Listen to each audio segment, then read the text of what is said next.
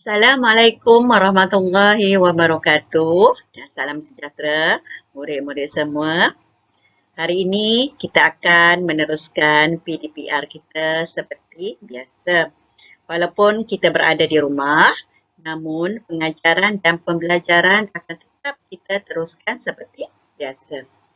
Hari ini, cikgu akan meneruskan PDPR dengan subtajuk 1.1.7 iaitu keluk kemungkinan pengeluaran atau singkatannya KKP. Cikgu akan memberi tumpuan kepada cara yang betul dalam melukis keluk kemungkinan pengeluaran. Seterusnya, cikgu akan menerangkan rajahnya dilukis dan mengaitkannya dengan kos lepas yang semakin meningkat. Sebelum kita meneruskan pembelajaran ini dengan lebih lanjut, terlebih dahulu, kamu mesti mengetahui apakah maksud keluk kemungkinan pengeluaran. KKP ialah satu keluk yang menunjukkan had maksimum tingkat pengeluaran yang dapat dicapai oleh sesebuah ekonomi dengan menggunakan faktor pengeluaran yang sedia ada dan tingkat teknologi tertentu. Untuk memahami dengan lebih mendalam lagi, kita mesti mengetahui 4 andaian untuk menganalisis keluk ini.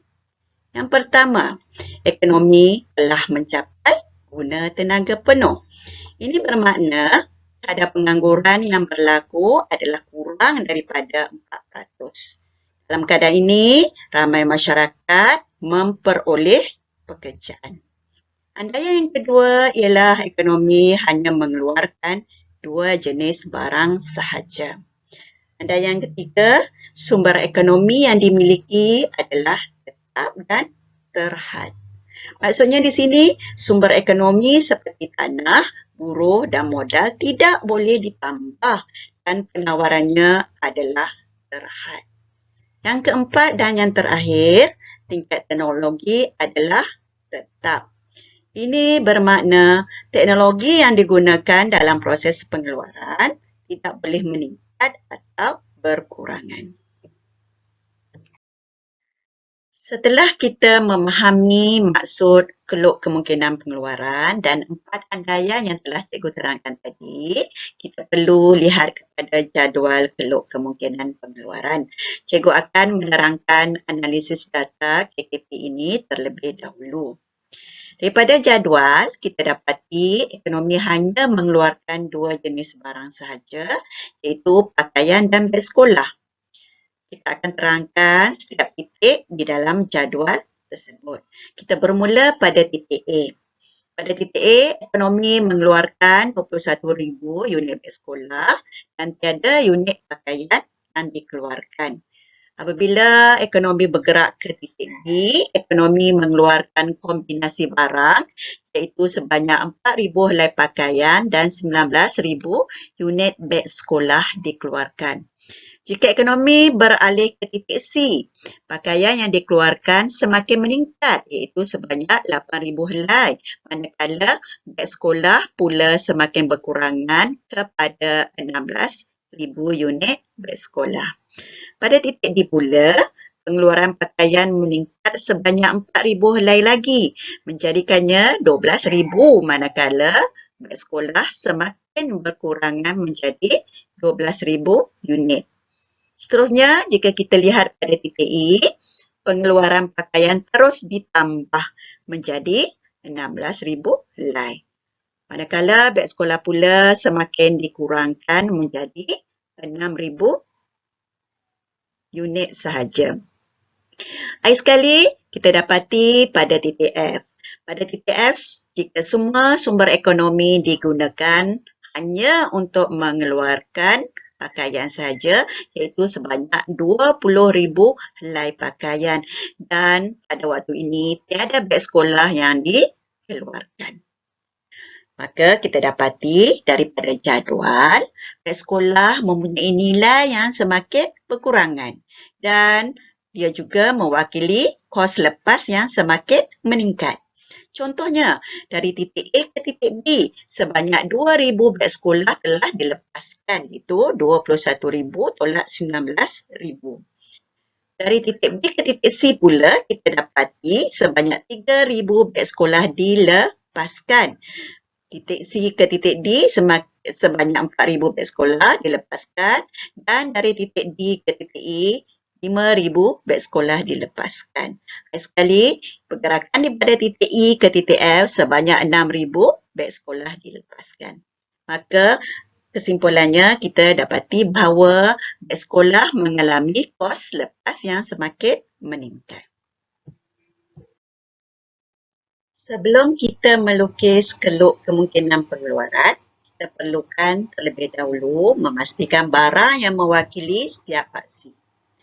Beg sekolah yang mengalami nilai yang semakin berkurangan dan kos lepas yang semakin meningkat akan mewakili paksi Y atau paksi menegak. Manakala pakaian yang mengalami pertambahan nilai akan berada di paksi X atau paksi mendatar. Sekarang, cikgu akan tunjukkan cara yang betul dalam melukis keluk kemungkinan pengeluaran. Pertama, kamu perlu lukis paksi Y dan paksi X. Kemudian, letakkan nilai sifar pada titik asalan terlebih dahulu. Kamu perlu pastikan nilai skala untuk kedua-dua paksi bersesuaian dengan data dalam jadual keluk kemungkinan pengeluaran. Kemudian, kamu labelkan beg sekolah pada paksi Y, manakala pakaian pada paksi X. Seterusnya, apa yang kamu perlu buat? Kamu perlu melihat kepada data iaitu nilai beg sekolah dan pakaian. Kamu perlu plotkan nilai tersebut dengan tepat di atas kertas graf. Apabila selesai, kamu perlu sambungkan titik-titik yang kamu plot tadi dengan tepat. Apabila kamu sambungkan titik-titik tersebut, maka terbentuklah keluk kemungkinan pengeluaran yang berbentuk cembung. Seterusnya, kamu perlu labelkan nilai tersebut dengan nilai A sehingga F di atas keluk kemungkinan tersebut. Maka kita dapati berhasillah keluk kemungkinan pengeluaran yang lengkap dan tepat. Setelah rajah dilukiskan dengan tepat dan betul, cikgu akan menerangkan keluk kemungkinan pengeluaran ini dan cikgu akan kaitkan dengan kos lepas yang semakin meningkat. Berdasarkan rajah di atas, paksi menegak menunjukkan jumlah beg sekolah yang dikeluarkan, manakala paksi mendatar ataupun paksi X mewakili jumlah pakaian yang dikeluarkan. Jika ekonomi menggunakan semua sumber untuk mengeluar beg sekolah adalah sebanyak 21,000 unit yang dikeluarkan dan pada masa ini tiada unit pakaian yang dikeluarkan. Ini ditunjukkan oleh titik A di atas graf. Sebaliknya pula, jika ekonomi menggunakan semua faktor pengeluaran untuk mengeluarkan 20,000 unit helai pakaian, pada masa ini juga tiada beg sekolah yang dikeluarkan. Ini ditunjukkan oleh titik F di atas graf. Pengeluar juga boleh memilih kombinasi dua jenis barangan ini. Kita lihat pada titik B. Pada titik B, ekonomi melepaskan 2,000 unit beg sekolah untuk mengeluarkan 4,000 helai unit pakaian. Jika beralih ke titik C pula, ekonomi melepaskan 3,000 beg sekolah untuk menambahkan pengeluaran pakaian sebanyak 4,000 helai lagi menjadikannya sebanyak 8,000 helai. Pada titik D pula, pengeluar melepaskan 4,000 unit beg sekolah untuk menambahkan jumlah pengeluaran pakaian sebanyak 4,000 helai bagi menjadikannya sebanyak 12,000 helai. Pada titik E pula, kita dapati sebanyak 5,000 unit beg sekolah dilepaskan untuk menambahkan pengeluaran pakaian sebanyak 4,000 helai lagi menjadikannya sebanyak 16,000 helai. Seterusnya, kita dapati jika pengeluar ingin berada di titik F, kos lepasnya adalah semakin meningkat iaitu sebanyak 6,000 unit beg sekolah bagi menambahkan pengeluaran pakaian sehingga 20,000 helai. Kita dapati di sini Setiap kali penambahan 4,000 helai pakaian, semakin banyak beg sekolah yang perlu kita lepaskan. Maka kita dapati keluk kemungkinan pengeluaran yang dilukis adalah berbentuk cembung. Ini mengapa? Kerana keluk kemungkinan pengeluaran ini dipengaruhi oleh kos lepas yang semakin meningkat. Dengan ini, cikgu telah selesai menerangkan cara melukis keluk kemungkinan pengeluaran dengan betul dan tepat.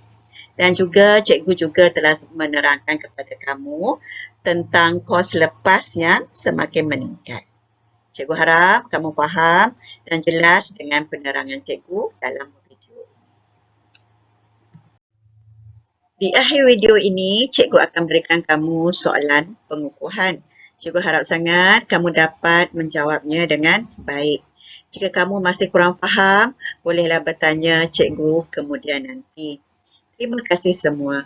Stay safe, stay at home. Kita jaga kita. Semoga pandemik COVID ini akan beransur pulih. Maka kita boleh hadir ke sekolah seperti biasa. Kita jumpa lagi dalam PDPR kita akan datang. Assalamualaikum warahmatullahi wabarakatuh.